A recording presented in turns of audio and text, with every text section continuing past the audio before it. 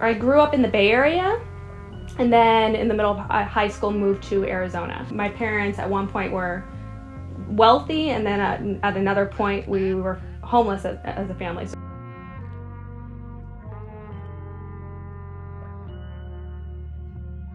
Was it your dream to sell like pieces to artists at one point? Not necessarily. I always kind of wanted to get out of that right away. For me, the goal was just to be able to create whatever I wanted. I grew up thinking I just needed to get a regular job, I guess, and I didn't really know that so many things were in reach. I always knew I was creative, but I thought maybe creative advertisement or be an editor of a magazine. I always thought kind of that lane. And I always knew I could paint and draw, but I never got into it. I didn't start painting till I was in college. So I went to Arizona State. I was studying business. Thought I would do creative advertisement, started working for a magazine, and knew I wanted to stay creative. And one day I just decided I would start painting. I came up with a series, actually the portraits, the first series I started painting. I was bartending at the same time, and I actually brought a few of my paintings into the nightclub. I would literally like bring the painting, like hang them in the VIP rooms, and just started selling them. So I started doing the portraits, and I started doing them because I love music and lyrics. So at that age I was thinking, what can I do to involve music, because I love music and I can't sing. At that time I didn't know how to play any instruments, so it was more, you know, my passion for music, being able to express that with the talents that I have. So when I started working with the Sons Foundation, I connected with a few musicians, Carrie Hilson, T.I., producer Polo, The Don. I started coming to LA, and every time I was coming to LA, I felt like I was so much more productive, especially in selling works.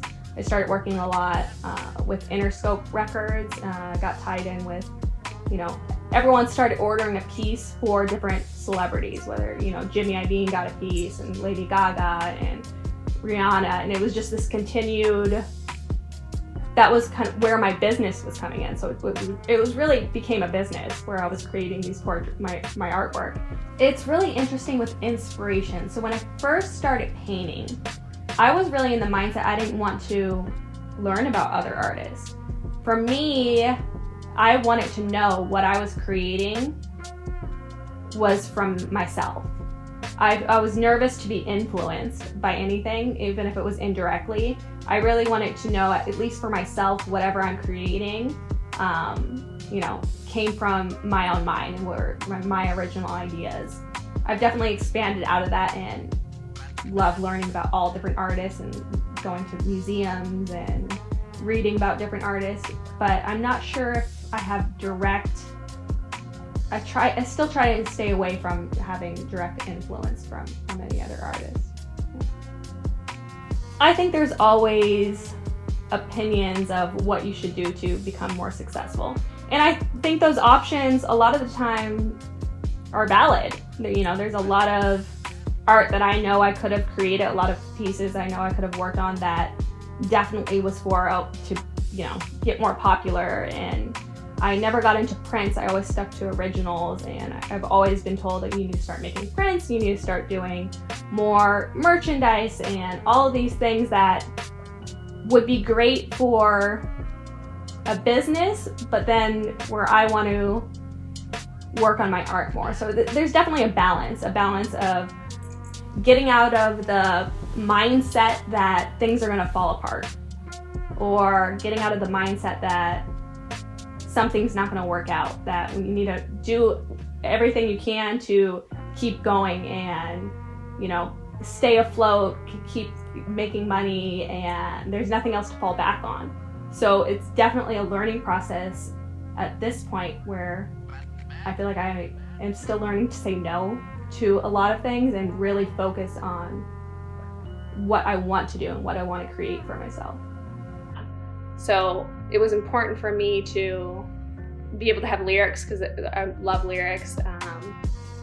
And then as I grew as an artist, it was more so, okay, you know, I was able to showcase so much that I love, but what about myself and what about telling my own story? And I think a lot of artists miss that. And, you know, I got to the point where I was like, okay, let me not need to stick to a specific brand and start, you know, being able to create more for myself. My favorite to work on are the abstracts, definitely, yeah.